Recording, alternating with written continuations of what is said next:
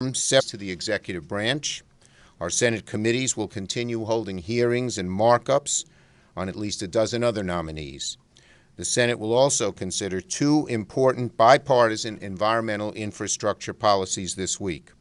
First, and Senator Carper couldn't be here to talk about it, but he's done a great job, along with Ranking Member Capito and Senators Duckworth, who I think will be here, and Cardin. And will take up the Drinking Water and Wastewater Infrastructure Act of 2021.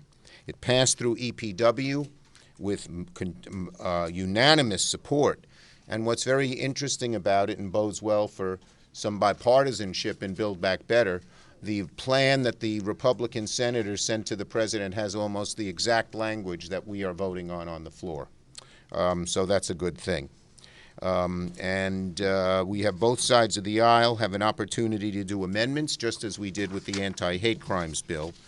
On a topic as straightforward as this, I hope our Republican colleagues will cooperate so that we can move the bill quickly. We don't need a lot of killer amendments, gotcha amendments, things not relevant to the bill, things just to delay. It's going to pass, and we want to get it done this week.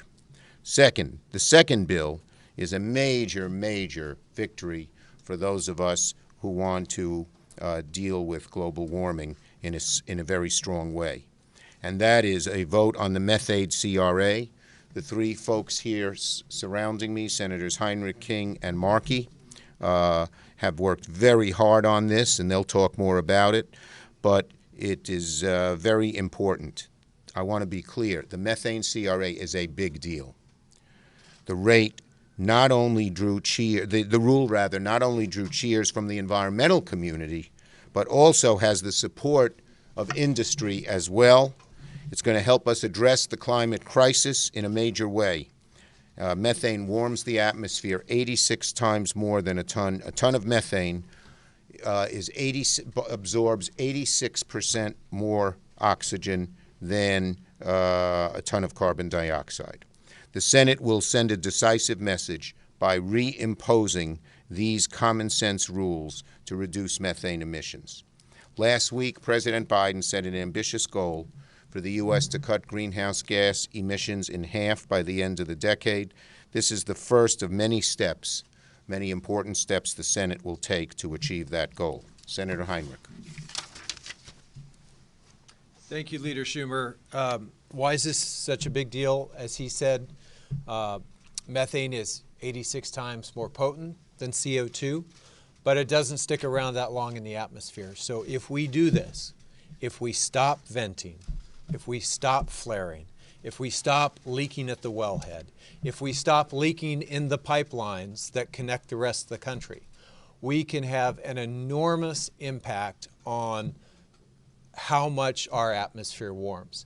And it was pretty instructive to me to look at the modeling and to see that between hydrofluorocarbons that Senator Carper led the charge on earlier this year, and methane leakage, we can take a huge chunk out of the global warming budget for the next few years. So this is an enormous opportunity. If you're in industry, this is an opportunity to keep more of your product and sell more of your product. This is absolutely common sense. And my hope is it would be broadly bipartisan, because when you have so many of the world's major oil and gas producers on the same side as the entire environmental community, you would think this would be a no-brainer. Senator King. Thank you. Controlling methane is the low-hanging fruit of combating climate change. It is the simplest, most direct, most cost-effective way that we can combat climate change, not 10 years from now, 15 years from now, or even 5 years from now. Now, with this passage of the CRA tomorrow, which would repeal the repeal, we will have a significant regulatory regime on the release of methane into the atmosphere from drilling and from pipelines. As Senator Heinrich mentioned, this is supported by many in the industry, not all, but many. For the simple reason, A, they think it's effective, and two, it is cost effective. This is not a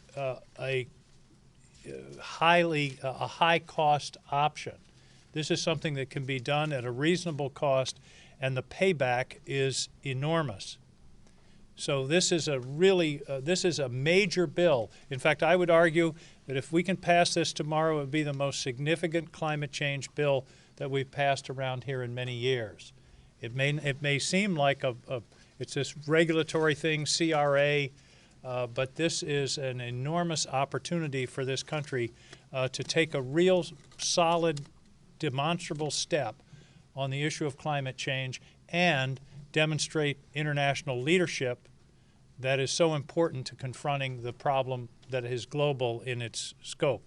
So I think this is a real opportunity, and I will introduce Senator Markey, who has been working on this subject forever. Methane was created. Since methane was first invented in the Lincoln administration.